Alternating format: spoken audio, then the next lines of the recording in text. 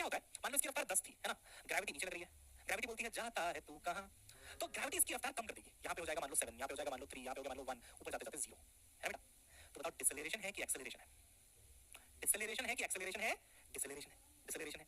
तो यहाँ पे एक्सेलरेशन नेगेटिव होना चाहिए, है ना, डिसेलेरेशन है, रिटार्डेशन कह लो, है ना। अब ऊपर जाके पार्टिकल फिर नीचे आता है, नीचे आता है ना, ऊपर जो भी गया वो नीचे भी आएगा, नीचे आते समय उसकी रफ्तार बढ़ती जाती है ना, यहाँ पे हो जाएगा 1, यहाँ पे हो जाएगा 3, यहाँ पे हो जाएगा 7, फाइनली 10 से हिट करेगा। तो देखो 1 के बाद बढ़ा 3 हुआ, फिर 7 हुआ, फिर 10 हुआ, एक्सेलरेशन है, ये आपका एक्सेलरेशन है, एक्सेलरेशन है ना, तो ए पॉजिटिव होना चाहिए। ऊपर जाते समय डिसेलेरेशन था, स्पीड कम हो रही थी तो नेगेटिव, नीचे आते समय स्पीड बढ़ रही है तो पॉजिटिव।